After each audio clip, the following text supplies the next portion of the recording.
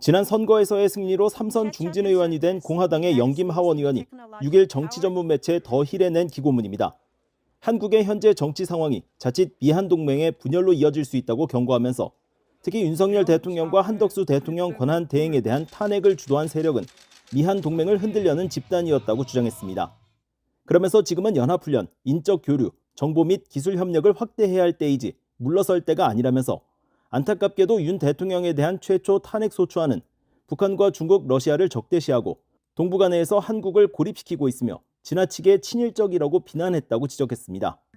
영김 의원은 이어 미한동맹은 미국에서 초당적인 지지를 받고 있지만 한국에서 대통령 탄핵을 주도한 이들을 포함한 일부 세력은 미한동맹과 미한일 삼각 파트너십을 약화시키기 위해 노력해왔으며 이들과 같은 세력은 한국전쟁 종전선언을 추진하고 있다고도 주장했습니다. 그러면서 자신은 북한의 완전한 비핵화와 북한의 인권 문제가 먼저 선행돼야 한다는 점을 이유로 종전선언을 반대해왔다며 성급한 종전선언은 주한 미군에게도 위험을 초래할 수 있다고 강조했습니다. 하원 외교위원회 인도태평양 담당 소위원장인 영김 의원은 이어 언론의 편향성도 문제점으로 꼽았습니다.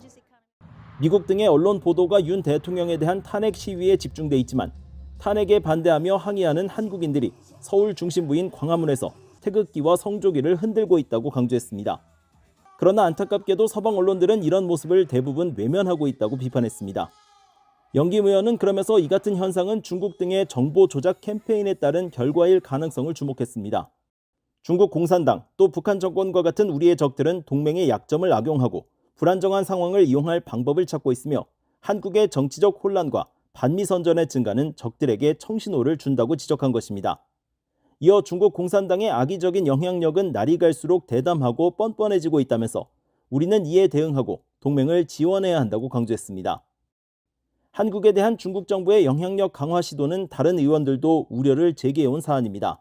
앞서 공화당 소속의 닉 스콧 상원 의원은 지난달 13일 윤석열 한국 대통령이 계엄령 선포의 정당성을 주장하는 담화에서 미국 항공모함 등을 겨냥한 중국인 연루 간첩 사건을 언급한 것과 관련해 공산주의 중국 정부의 행동에 대한 이야기가 있을 때마다 우리는 이를 심각하게 받아들이고 이를 막기 위해 할 수 있는 모든 것을 해야 한다고 밝혔습니다.